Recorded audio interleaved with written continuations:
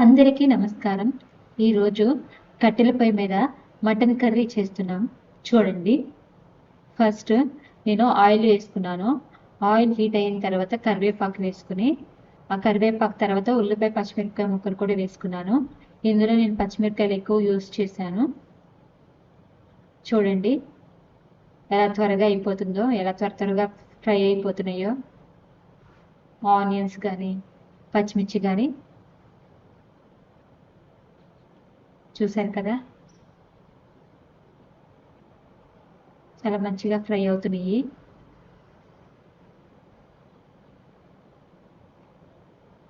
ఈ కొంచెం ఫ్రై అయిన తర్వాత అల్లం వెల్లుల్లి పేస్ట్ వేసుకున్నాను. నేను 3 స్పూన్లు వేసుకున్నాను.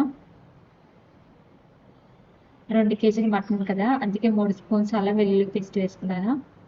కొంచెం పసుపు వేసుకున్నాను. అల్లం వెల్లుల్లి పేస్ట్ పచ్చివాసన పోయిన తర్వాత పసుపు వేసుకున్నానండి.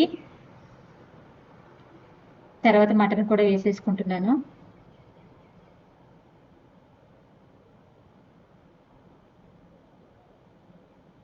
మటన్ మంచిగా క్లీన్ చేసుకుని, అదే నీసు వాసన లేకుండా మంచిగా క్లీన్ చేసుకోవాలి.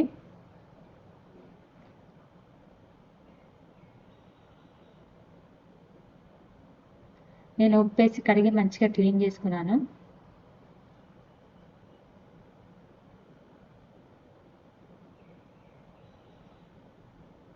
చూసారు కదా, కట్టెల పొయ్యి మీద ఈజీగా అయిపోతుందండి వంట.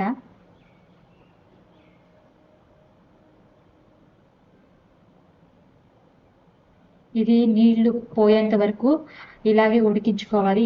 ఏమీ వేయకూడదు. మటన్లో వాటర్ ఉంటాయి కదా, ఆ వాటర్ ఎగిరిన తర్వాత ఉప్పు కారం వేసుకుందాము. చూసారా వాటర్ ఎలా బయటకు వస్తుందో మటన్ నుంచి.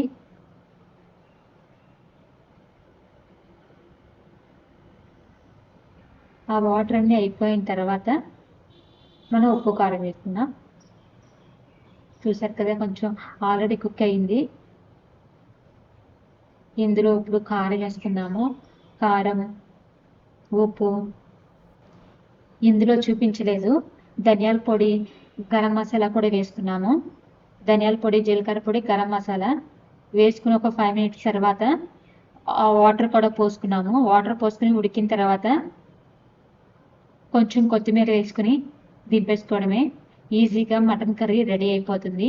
మీరు కూడా ఇలాగే ట్రై చేయండి. Thank you for watching. Please subscribe.